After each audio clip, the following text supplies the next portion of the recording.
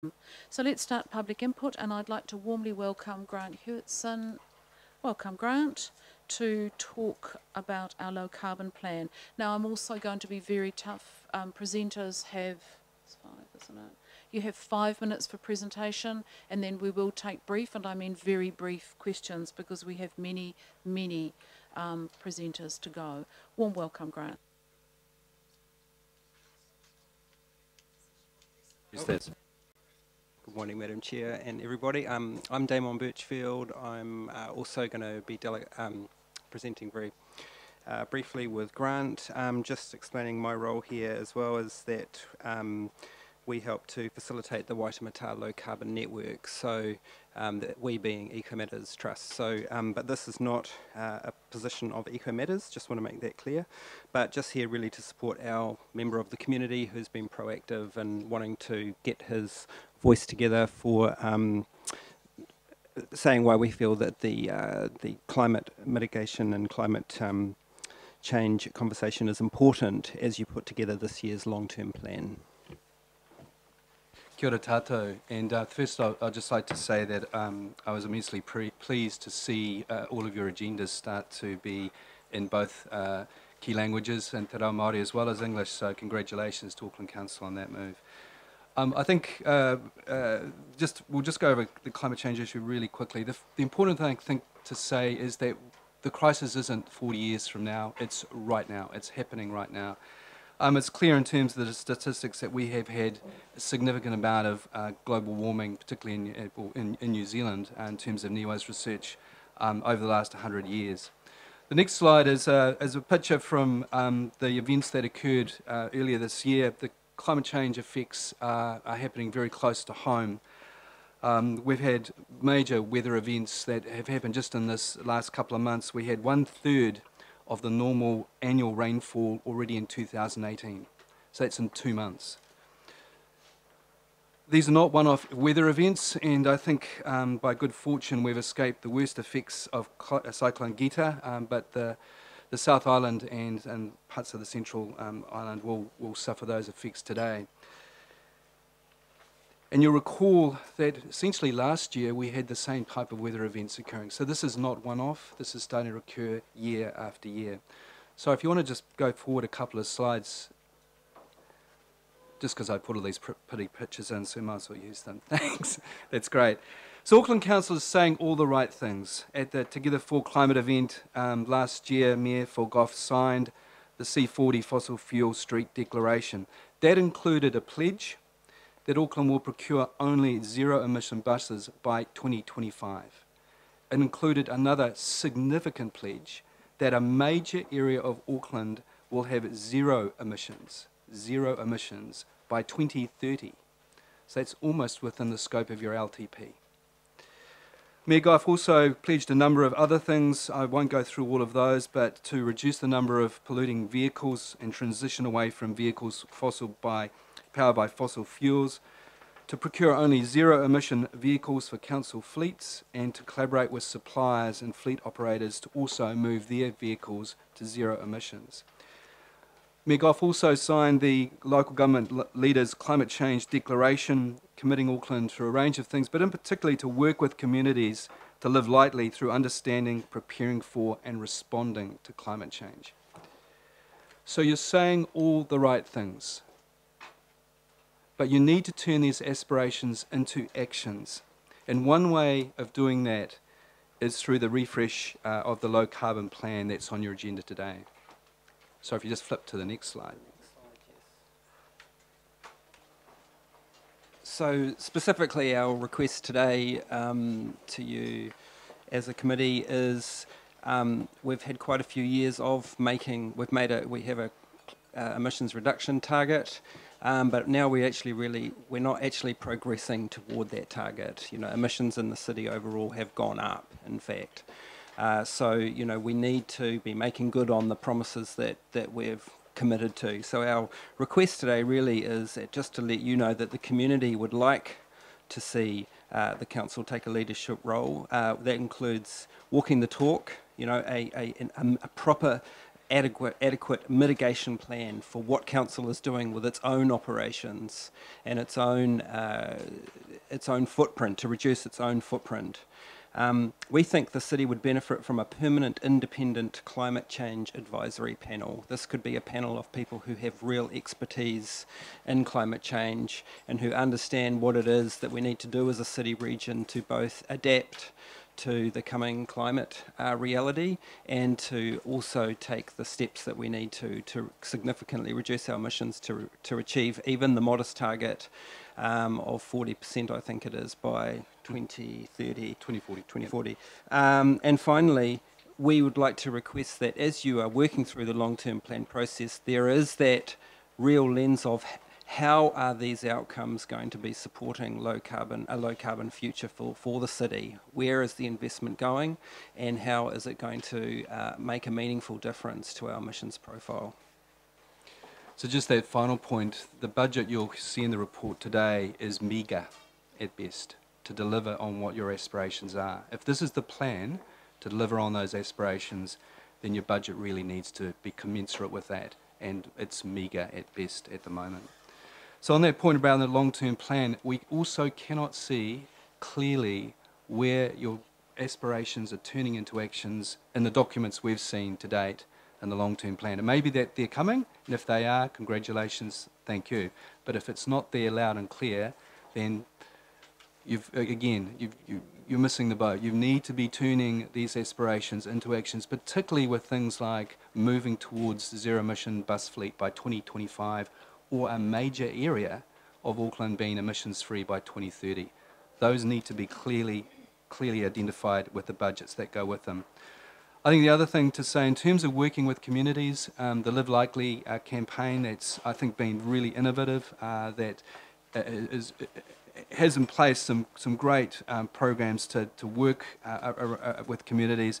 Again, we can't see the sort of budgets that are coming through to deliver that on the sort of scale that you need to move us towards that sort of mitigation program. Yes, there are budgets for enhanced natural environment around a targeted rate for kauri dieback, pest control, regional parks, marine biodiversity, all good and worthy aspects of your budget, but where is the climate change mitigation? And again, yes, planting 1 million trees will offset emissions, well done. But if you're going to get serious about reducing emissions, you need to be doing that up front. Planting trees is about essentially offsetting. It's not about mitigation. And just the final slide. So we want Auckland Council to be winning a lot more awards for climate change efforts, and you've done that already. You've shown that leadership. But if we're going to reduce emissions by 40% by 2040, let alone zero by 2050, then without being too rude, you need to put your money where your mouth is. Okay, we applaud you, but you need to follow through. Okay, thank you very much. Fantastic presentation, thank you. Roll on the LTP. Now, I'm sure we've probably got time for one question. No? Mayor Goff. Thank you very much for that presentation. Just apropos what we're doing, you will have noticed our strong support for light rail, replacing diesel buses. You will have noticed, I imagine, that next month we start trialling electric buses for the first time in this city.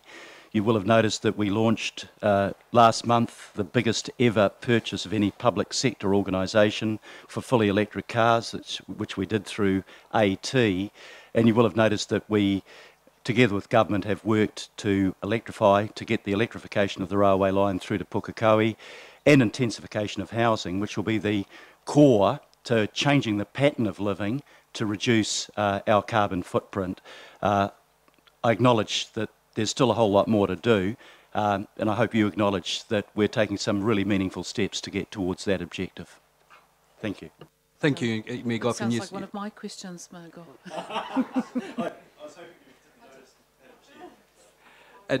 No, thank you for that, and thank you for those statements. Well, no need to answer, but as you said, there certainly needs to be a lot more, but you are doing some things that are heading in that direction. We acknowledge that.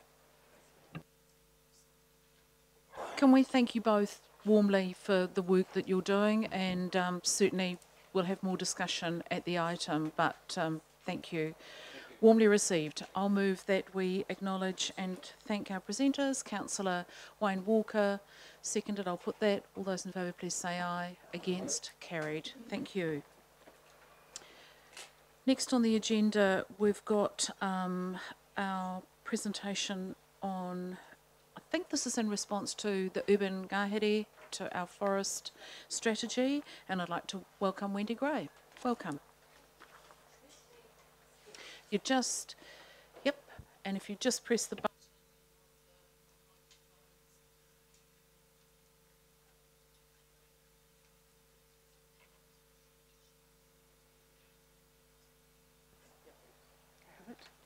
So just that one, yes. Yeah. Okay, got it. Okay.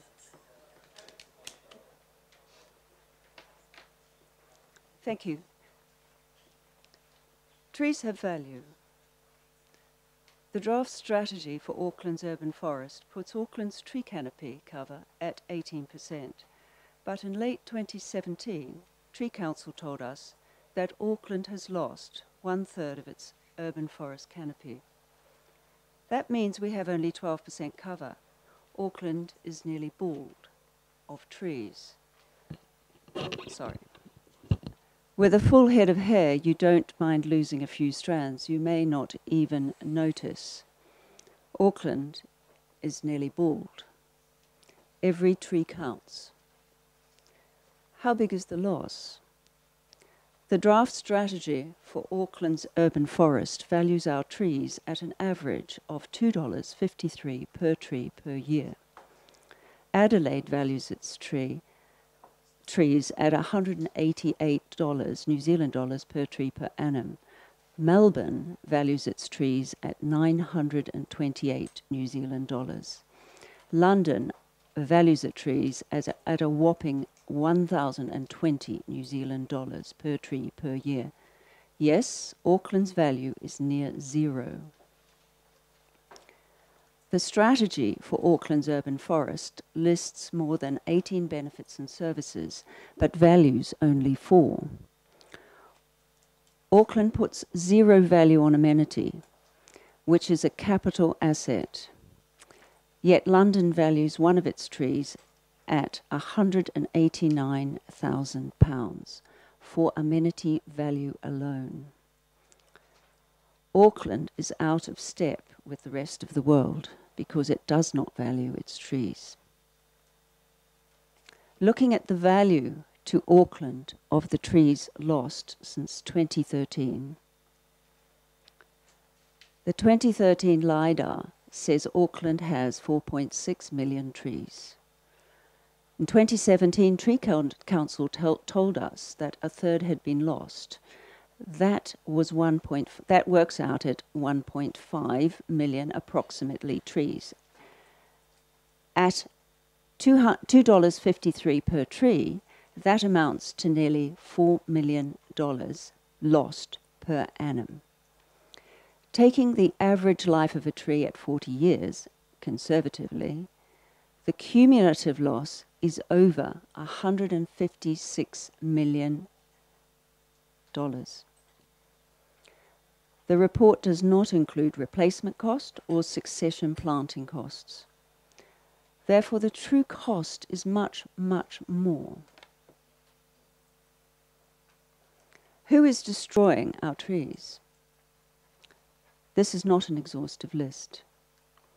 The picture is a stormwater green infrastructure project in Mount Roskill, Wormsley Park.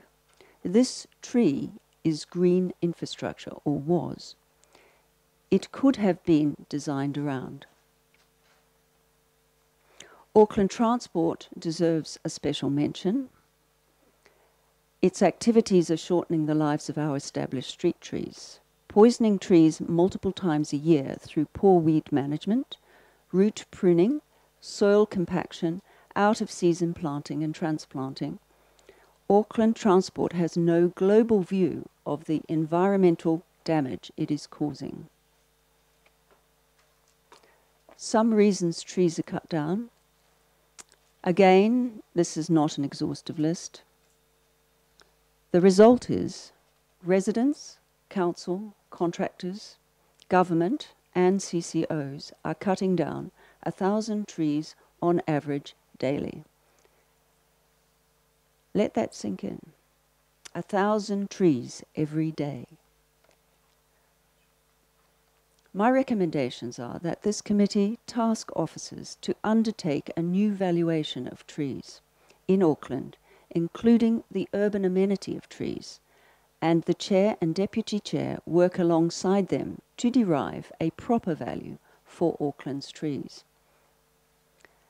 That this committee ensure that this strategy applies to every council department and the CCOs. All must be accountable to deliver on the targets. That we call a moratorium on cutting down all established trees in Auckland, binding on everyone, all organisations and government. Otherwise, there will be a major loss of the biggest trees, just in case the law changes. In conclusion, why does Auckland not value its urban forest? There is no other measure from which such diversity of benefits flow, which apply to everyone, whether they realise or not. I'm sure I'm talking to the converted here, but it needs to be said. Trees are fundamental to making a livable city. Yet just think, in the 5 minutes I've been speaking, on my figures, 3 to 4 trees have been felled. Council, the Mayor, must reprioritise to fully value, preserve and enhance Auckland's urban forest. Thank you. Thank you very much. Thank you. Excellent presentation. And I know, and we really appreciated you making the presentation available to staff. And just as a quick, hang on a sec, we've got everyone down here. Just 2 quick points. First of all, to say no one actually disagrees with anything you say, Wendy, and I think we note and we can strengthen, I think, with a third recommendation. Our number 52 talks about staff doing further work on the costs and benefits to achieve the objectives of the 30% coverage. We are, to be honest, we were probably fairly conservative in our numbers, and we acknowledge that. And to be honest, it's probably because we didn't want to frighten the horses with the kind of numbers that these would represent. I think it's small steps to actually head in the right direction, so your input is absolutely valued.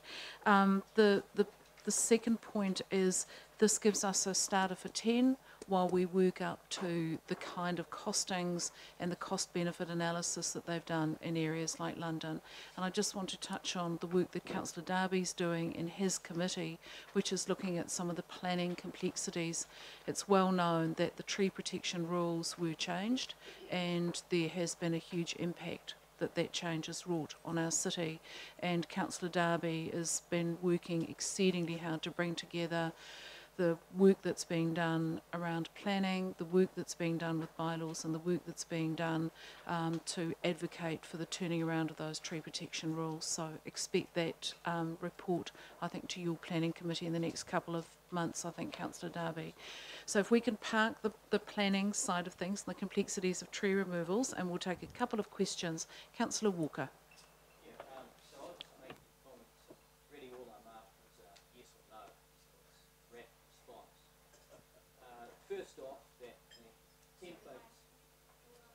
First off, that the templates required for valuation trees are already available. They exist overseas, so fairly simple implementation process. That the loss of trees is likely to accelerate dramatically through the unitary plan, which locks in intensification in many areas where we've got trees. That the increase will probably be substantially more by a quantum leap because of carry dieback, and you factor that in, it's substantially more. So just a very quick response. Sorry.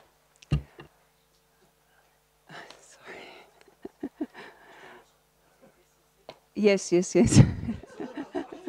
Oh, quite.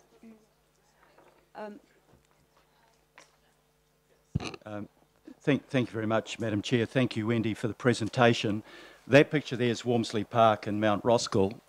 there's one tree there that's been cut down, which was from memory a cypress exotic tree. You'll be aware that in that area, we're currently planting 50,000 native trees.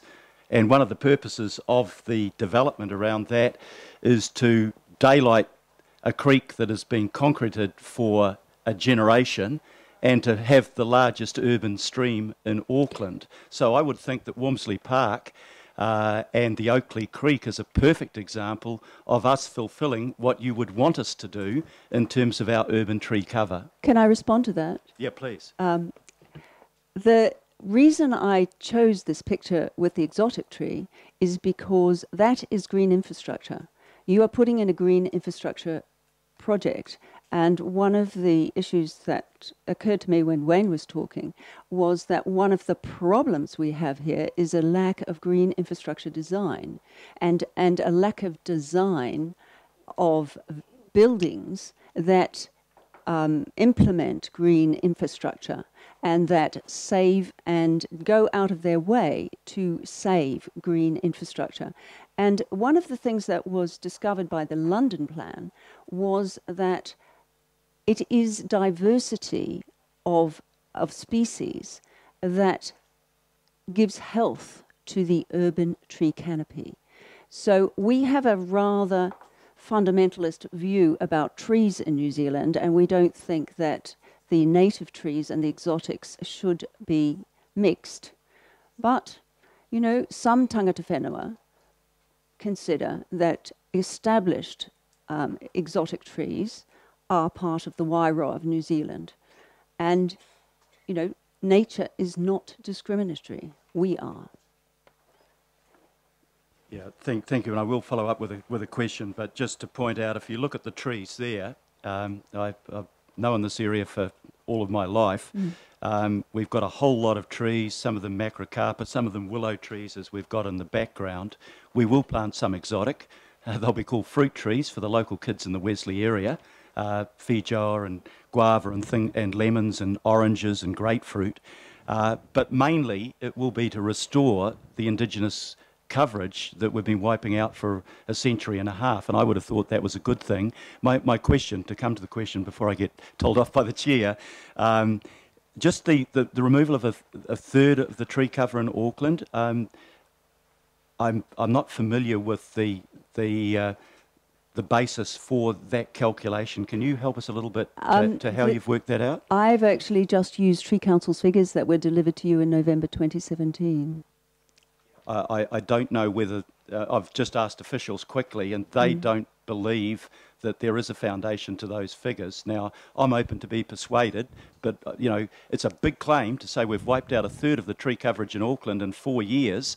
I think if you make a big claim like that, it's really incumbent on whoever makes that claim to back that figure up. Can I say that the reason that we had to rely on Tree Council's figures was because the 2016 LIDAR study, which Waitemata Local Board had paid for, and that was expected in the Urban Tree Strategy to be delivered in April and May of 2017, it was only delivered under a lot of pressure from REMU to Waitemata Local Board yesterday.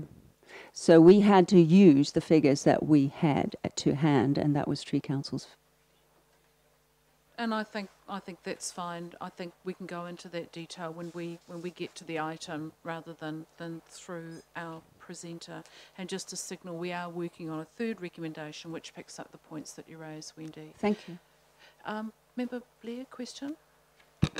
Thank you for your presentation. I've just got a question on the valuation of trees and how that's calculated. Do they value canopy trees more than kind of the undergrowth trees, or do they value exotic trees versus native, if there's only a certain number that are in the population of trees? The valuation of trees is a movable feast. Okay. And the thing is, though, but what is really important is the valuation of amenity.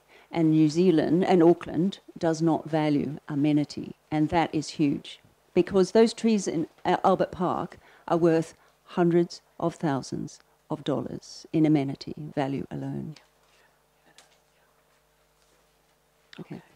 Thank you. And thank you again for the presentation. Councillor Walker, would you like to move the thank you recommendation? Yes. If you move, and seconded Councillor Fletcher. I'll put that. All of those in favour, please say aye. Against? Carried. Thank you very much, Wendy. We now move on to our input from the Citizens Advice Bureau. And no, Rob Thomas, it is. Sorry, I thought we had caught up time. We have not yet. Still trees. Rob, over to you. And I just want to make the point. So, Rob, my understanding is you're in public forum because you're speaking as a private individual, not on behalf of the Waitemata Local Board. Thank you, Madam Chair. Yes, 8,000 people can't be wrong, though. Thank you, Madam Chair. Thank you, Your Worship, the Mayor, elected members, and also the independent Maori statutory board members that are here today. I would like the committee to take a massive breath into 100% of your lung capacity. If you could do that right now. And let it out. If we can get on to the next slide. That's a beautiful photo of the Amazon rainforest, and it's probably one of the biggest sequesters of, well, we know it is, of carbon in the world, along with the oceans. I was very fortunate to be able to go to the Amazon and see myself what an amazing place that is. As you'll be aware, and it's probably weekly as an elected member, I get emails about trees that are being felled left, right and centre. Last week I had one about a piece of metal that had been wrapped around a tree that was suffocating a tree. The officers have removed that and really delighted. But it's every week we're hearing stories about trees that are being lost through for a number of reasons. So the local board, the Waitemata Local Board, over the last few years, commissioned a report utilising the existing LiDAR data. Now, if you're not very familiar with this data, it essentially fires a laser down onto the planet and picks up through the urban form anything over 3 metres is what we requested in terms of its urban canopy. And those results came out the year before last for the local board to look at the first cut of that data. It essentially said that we're at 17.4%, or as Wendy said before, about 18% of the urban form is covered by a canopy. The highest percentages are generally around the west, out Penny's Way, and up the north. But the southern part, as I'm sure you're all very familiar with, has some of the lowest figures, which means that the social, economic and environmental outcomes in the south are very hindered by the fact that there is very poor canopy cover, and I think that this is data that the local boards should be privy to. This is new. This wasn't in your presentation. I've just been able to get the data last night, as was alluded to. I'd like to thank Barry Potter and the team for getting this information to me soon. We've been able to do a comparison now 10 years that identifies the loss of canopy. This is council's data, Your Worship, showing the loss of trees. Just for the Waitemata Local Board area, we've lost 60 hectares of trees over 10 years. That's the equivalent area of Quay Street, Hobson Street to K Road down Queen Street. 34 blocks of the inner city worth of trees has been lost. 12,800 trees over 10 years, the equivalent of 3.5 trees per day. Now that's over 10 years. We expect that has rapidly increased, and it will be for sure over 3.5 trees per day. Myself and a former member of the board, we worked with a group over the last few years to look at comparison data. Auckland would have the same tree canopy cover as Mexico City or Tokyo, just to give you an idea of how much canopy cover. And that also then reflects in how much annual CO2 flux is occurring in the city. And the University of Auckland have come out with this data. They've been monitoring around Howick, Pakuranga, and based on that, as you can see, the more canopy cover you have, the better CO2 reduction flux that occurs. So not so good. We certainly should be having a target, getting close to Melbourne or Vancouver, and I'm really delighted actually that the strategy is aiming for a similar target. Baltimore is probably one of the best examples in the world of a canopy cover, and then probably one of the worst examples is actually Milan in Italy and through to Florence. This is an example of a building in Milan that has sold purely on the fact that it's got trees planted on it. I'm sure a lot of you have seen this image on social media. They've put well over 2,000 shrubs on the 2 apartments to try and improve the air quality for residents who live in those apartments. So what should Auckland's target be? And there's certainly lots of examples there of what that might look like. But if we were to aim between a target of 30 to 40%, this just gives you an example of your local areas and your local boards. Well done, Kaipāriki, Waitakere, you're well, well into the mix there. Maybe you want to have higher aspirations. Waitakere, you might have to get rid of the buildings to get near 80%. But I think it's this sort of data that's be very useful for your local boards. Obviously, there's an enormous amount of benefits, and we've already talked about the urban amenity of trees and the valuation of that. But the other thing is really how they work as a system around the biodiversity of the city. When I looked at our map, I sort of figured out, well, where could I plant them? And in fact, there's lots of spaces that are redundant within transport corridors in particular. So for us, 30%, highest rate is in Parnell, lowest is in Newmarket. What we can also do is we can take the data from councils' maintenance contracts and look at, because there's 250,000 trees on that database, and we can cross-reference its different types of vegetation for pollinating seasons. And in fact, we can identify then where should we plant in terms of the tree loss, but also what types of exotic native species we can include to help feed the biodiversity that exists in our city. And that's how we're going to be using that data. So obviously there's some big challenges there, and in fact those 10-year results were from 2 years ago. So transport projects, as you know, are having a major impact on our canopy, obviously the cost to maintain and also the building infrastructure.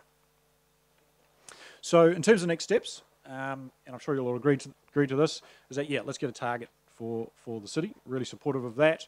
Let's get some KPIs around Auckland Transport, Panuku, healthy waters, and that we monitor it on an annual basis to make sure we're delivering of that. And also let's get this LiDAR data out to the local boards, show them what that 10-year looks like in their communities, and also let's start planting in June. Can anyone guess what street that one is? If you've read the report, you probably know.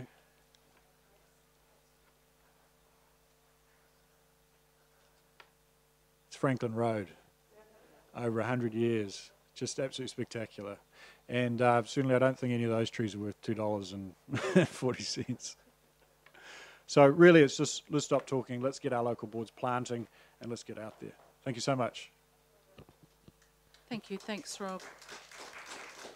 Nope, I can't imagine anyone's going to disagree with that. Okay, probably one quick question, Councillor Walker.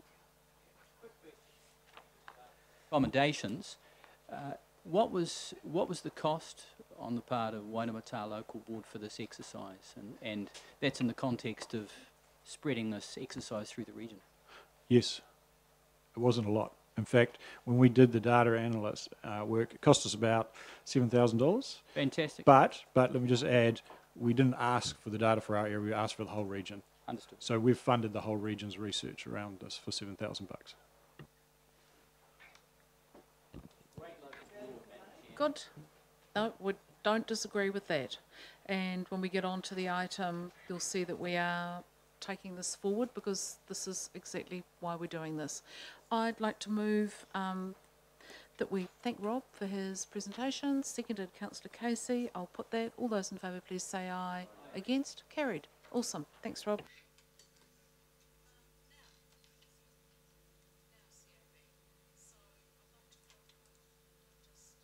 Sorry, I just need to check because we were a little bit unclear whether Diane Taylor and Gary Nicol wished to present together or if you wish to present separately. Sure. Okay. Welcome, Diane. So you've got 5 minutes.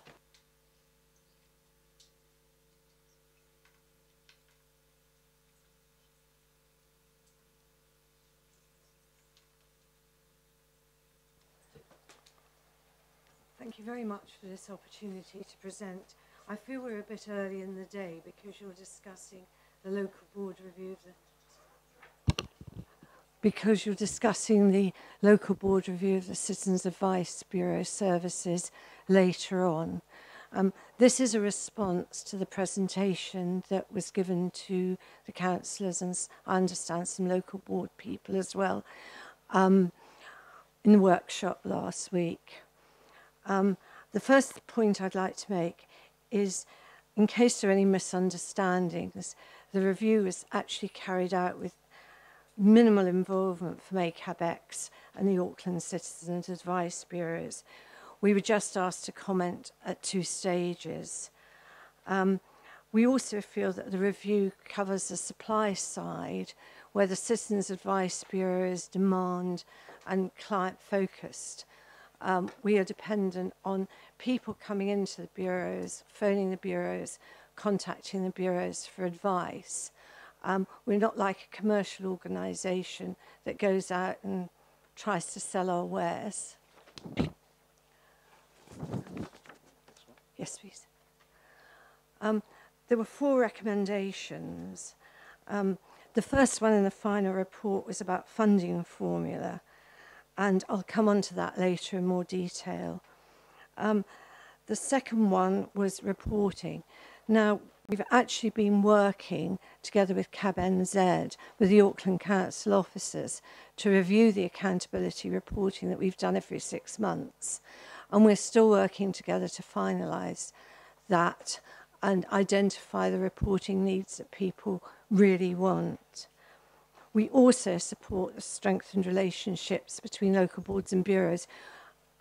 As ACAB board themselves has always gone out to their bureaus and asked people to make sure that they have a good relationship with the local boards, because the local boards are the area in which we're working, we're involved.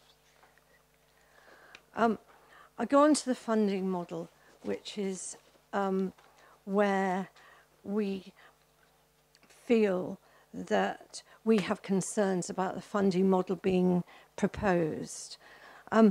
We worked a few years ago on a funding model, and I've got Simon Nimmo here as CABAC chair because he used to be CABAC manager, because he used to be ACAB chair, and as ACAB chair he did a lot of work on the funding model, and he's probably an expert on funding models for citizens' advice bureaus. And when we did looked at the first models, we were actually given the guideline from the council that the funding formula should be accurate, fair and transparent. And I think that's something that we think is very important in any review or changes to the funding model. That any departure from the current population-based funding model needs to be very carefully considered. It's a fundamental departure if we bring a lot of other factors in, and it could potentially have wide-ranging ramifications. It's also very important for any funding model to be client-centred, because that's what the Citizens Advice Bureaus are. We're trying to help the people in Auckland, and it must be evidence-based, and any justification of it must stand up to scrutiny. The model being proposed has a 30% usage factor in, a 25% usage factor in it. And we believe that that takes no account if the usage factor is based on the number of interviews we do in a bureau. It takes absolutely no account of the complexity and the time taken for interview. And I know from experience that the client contacts we have that add the most value are those that take a long time. They're also the ones that the volunteers like doing because it challenges us as volunteers, and we're all trained and we all have our training kept up to date. So where some interviews only take 5 to 10 minutes because the thing is fairly trivial, others can go up to 3 hours or more, and I have personal experience of that. Reliability of data is also a very, very important factor, and we should not have factors in the funding model that can be easily manipulated. The volunteers are human beings, the bureaus, are very keen on getting fair funding. And there's always possible that some of the figures could manipulate with a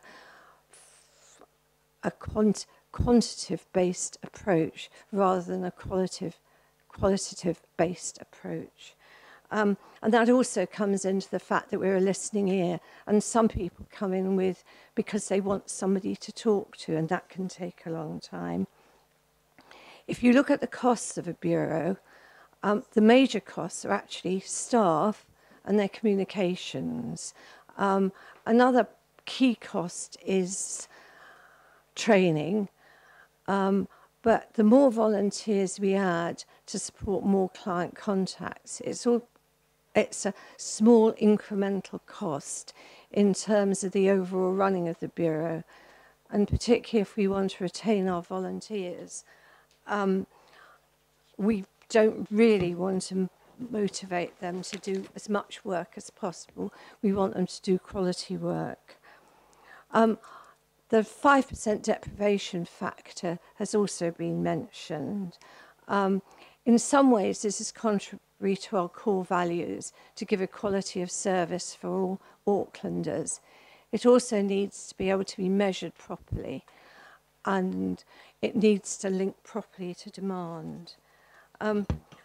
In summary, we've expressed willingness in ACAB to carry out a formal review of the funding model, and this was actually a resolution at our January board meeting, which I shall read to you. The ACAB board has discussed the alternative funding draft data provided by Auckland Council and agreed that any review of the funding model must be based on fact and proper analysis. It should be objective, not subjective.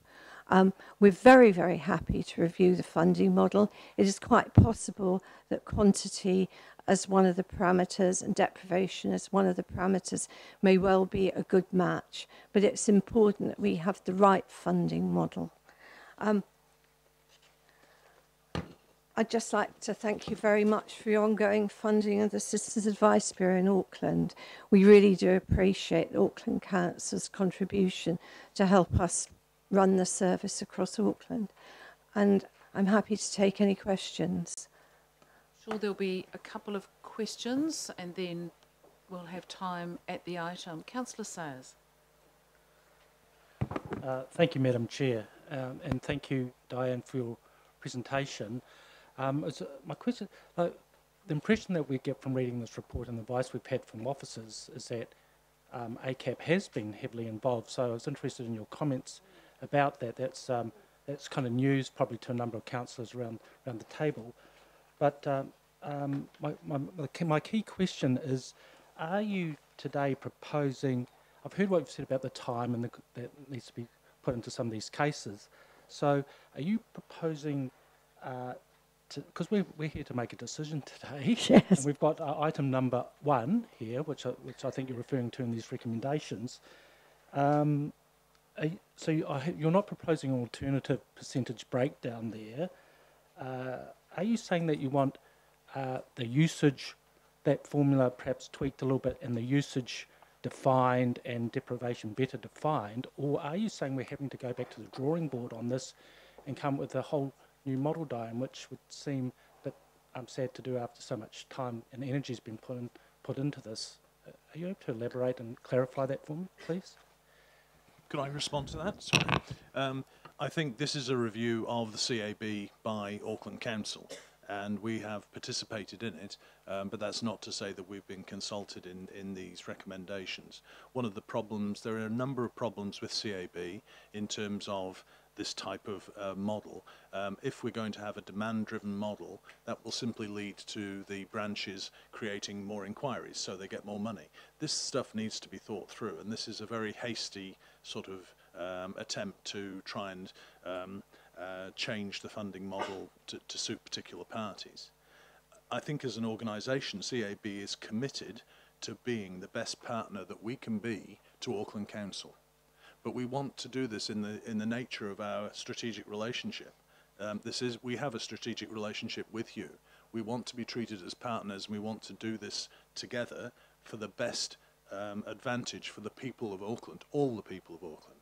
And so we'd like to work with council to achieve the best result. And that's not what's happened here.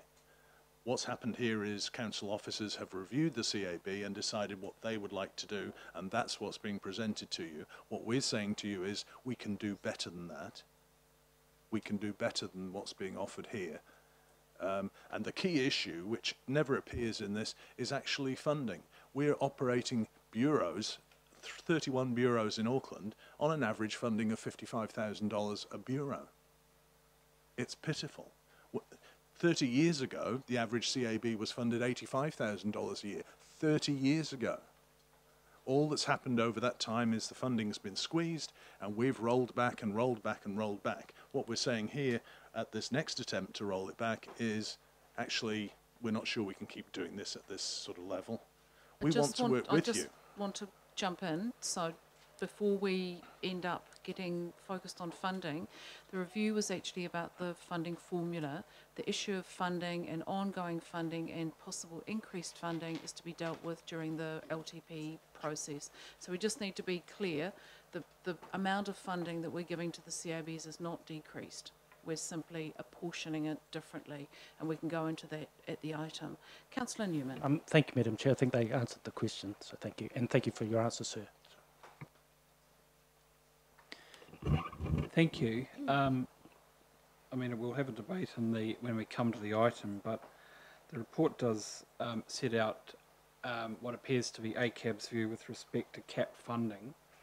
I'm just wondering, in your view, should the council address, as part of the current review, the issue of capped council funding as part of this review, or should that be part of a supplementary work stream to address that particular question if one of the key outcomes that's required is the means to enable funding for growth with new bureau, particularly in communities of Auckland that are growing rapidly? I think the issue there is... Can we just, sorry, I see where you're going, Councillor Newman. Just in the interests of time and clarity, I think it's a little bit unfair to put our CABs on the spot about a question for increased funding. I'd like to do this properly with the correct preparation so that our CABs can have a rational discussion with us as part of the LTP, rather than a little bit on the hoof when they've simply come to inform us about their view of the funding formula. So I think let's not conflate the two issues. This is about the funding formula and their concern about that. The issue of ongoing funding and the ability to open new CABs or not, LTP. I just don't want us to confuse.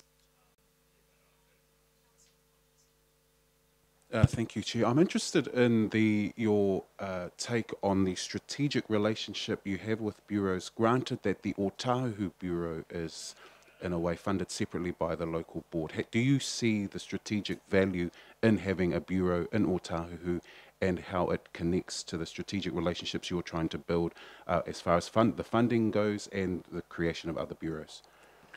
The creation of other bureaus is dependent on funding.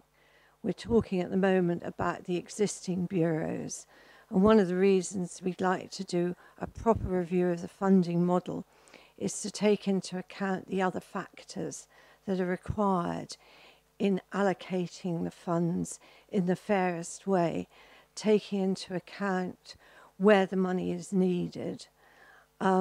There are other factors. I mean, a very good example of a factor that could potentially be taken into account is for the bureaus that cover a very wide geographic area and a very small population. And they have difficulty getting volunteers. They have difficulty attracting clients because they don't have the funds to do a lot of marketing or outreach or that sort of thing. Does that answer your question? Could I just add something to that? CABs in South Auckland, we have too few of them. And so part of the problem with that is the funding issue becomes critical, because to open another one in South Auckland, we have to close one somewhere else. Yeah.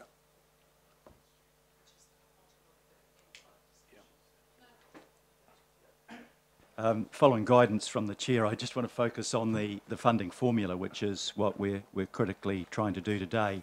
But can I just preface my remarks that by thanking particularly your volunteers for your work. I've worked with the CABs in different capacities for over 30 years, and I think your volunteers are fantastic. So thank you so much for that, and I think every councillor around this room would share that opinion. And can I just say thank you for that? We really do appreciate that, and we'll send the message back, because we, as the ACAB board, value our volunteers very highly, and they're the people that we're trying to look after. Yep, they're absolutely terrific. You can pass that back from all of us, I think. Just the two aspects of the formula. One, deprivation. It's only proposed at 5%, which is actually quite small, and you're saying that maybe that infringes on your value of treating everybody equally, but would you agree that sometimes to get equal outcomes you've got to have unequal inputs, that in a deprived community a whole lot of people probably aren't even aware that they can come to you for help, because that's just the nature of the community, and therefore maybe in those areas we need to do a little bit more outreach, so that 5% doesn't seem to me to be unreasonable. But my first question is if you could comment on that, and maybe if I just hold my second question, Madam Chair. I think our view of that is quite simple, is that deprivation is a driver to service demand. I think what we want is transparency in terms of how that deprivation is measured and applied through the funding model, and we haven't been given that option. We haven't been invited to participate in that. And in this sense, then, the model that you're presented with is the model of the council officers that they've developed without our consultation, and we haven't been asked, which is why we're here at this public forum. Okay, it's not the 5% quantum that you're worried about, it's just the transparency about how you might do that. We want to do this together with you, not have you tell us. We're an independent organisation. We partner with you as our key funder, and we thank you for that. But we'd like to work together on this to agree the right formula. And deprivation, I think, is logically one of those key determinants of funding.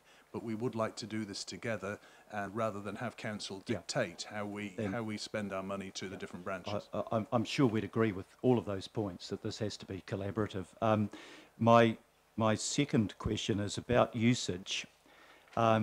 It seems to me that, when I look at the figures, there are some bureaus that are absolutely overwhelmed, and we can identify them geographically, and the bigger question might be why they're overwhelmed. I don't think there's anything to suggest that those bureaus are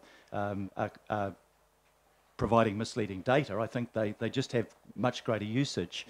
Isn't there an argument that pure population, does not necessarily indicate the pressure on a particular bureau, and that usage does need to be a factor in that formula? It very much depends how you define usage.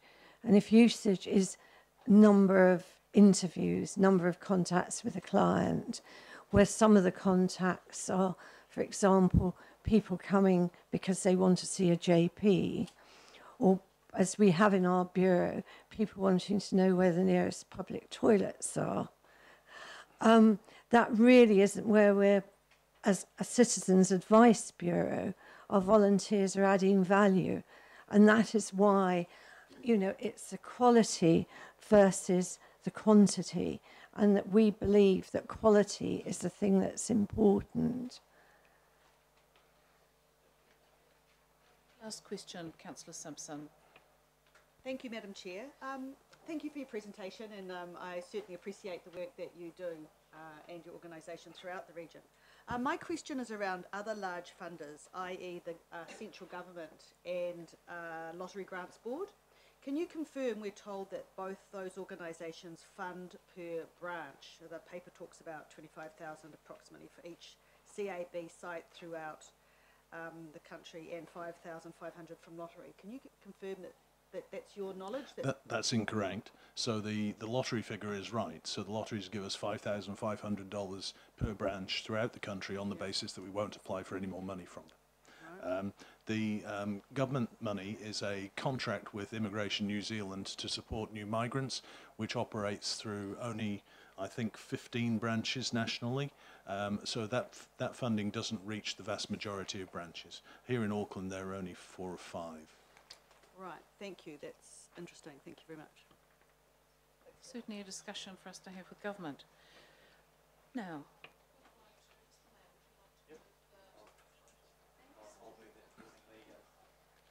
a vote of thanks to you for presenting, but a particular vote of thanks to all of your volunteers and your professional staff for the job they do for our communities. Thank you.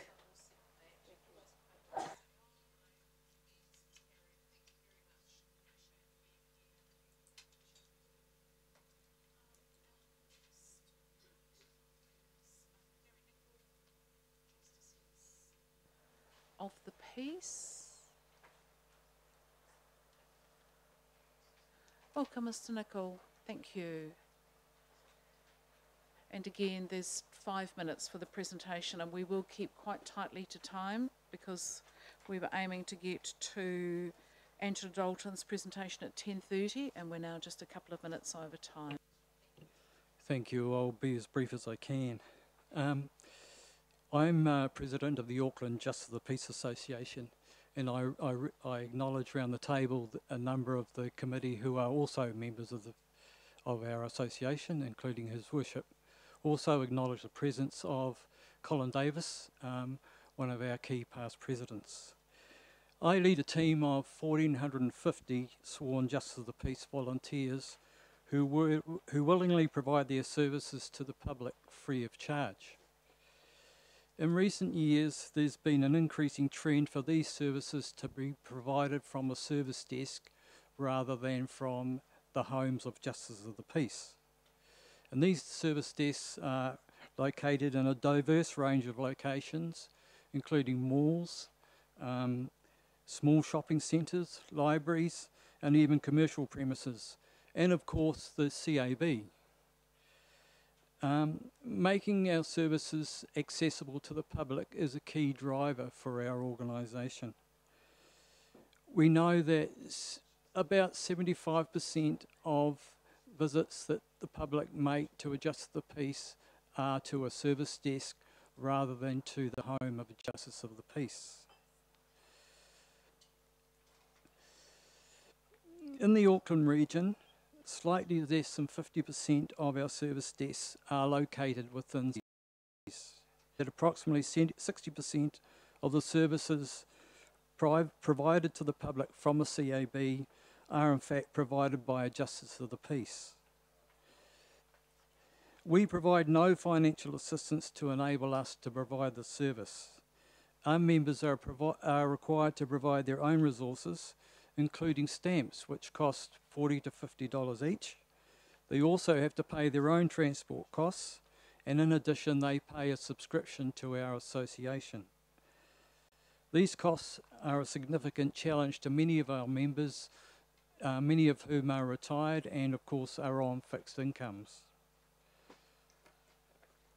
In fact, our whole organisation is a low-cost, no-frills organisation. We only have 2 part-time paid contractors. One is our registrar and the other is our treasurer. All other work is provided on a volunteer basis. And we acknowledge that by comparison, we know that the CAB network is funded by council. We want to be considered. We're putting our hands up for a relatively modest level of funding to assist our members to deliver services from the CAB. Because we have a close working relationship with the CAB, it makes sense to us that the modest funding request is considered alongside the CAB review, but not necessarily as part of the CAB review itself. And we know and appreciate that the council funding for the CAB is capped. We've already approached the CAB organisation to discuss funding, and this was declined. And we know and appreciate that they are working under significant financial constraints. Our request for funding is to the level of $100,000, and this is to enable our members to provide 60% of the services that are available from the CABs. 60% of the services that are available from the CABs. That's an extremely modest request when seen alongside the $1.9 million that the Council contributes to the CAB organisations. In summary, just a couple of key facts. In the year to 31st of December 2017, Justice of the Peace working at CABs saw 82,000 clients, attended 4,500 cab sessions, worked a total of 12,400 hours at CABs, and completed 386,000 transactions for the public of Auckland. Yet, as I previously stated, they've had to provide their own resources. They've had to supply their own transport to and from the CABs, and also to pay a subscription to our association. It seems unfair and inequitable that while our Justice of the Peace contribute by far the greatest level of services from CABs, we receive no financial recognition. Our request for $100,000 is extremely modest. Thank you for hearing our very brief submission. Thank you. And again, I think there's a crossover with LTP, yes. So I think we just need to accept this, but okay. I think we'll invite the GPs Association to present formally to our LTP discussion so that we can pick it up there. Question, Councillor Cooper.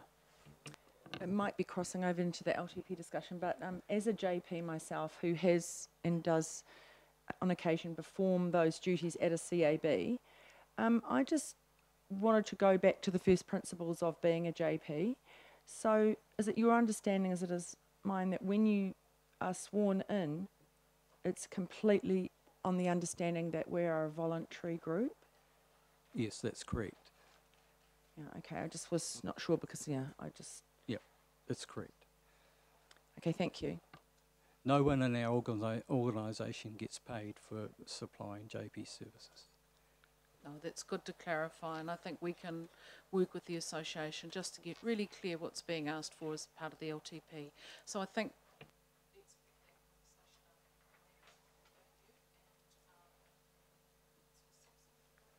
Thank you. I'd like to move a vote of thanks, but I'd also just a quick question. Were you involved in part of the CAB discussions as a major stakeholder, as someone who contributes inside them? No. Right, thank you. Simpson, seconded Councillor Hills, that we warmly thank our JPs, and I'll put that. All those in favour, please say aye. Against? Carried. Thank you. Thank you for your time. It's really appreciated, as is the work you do.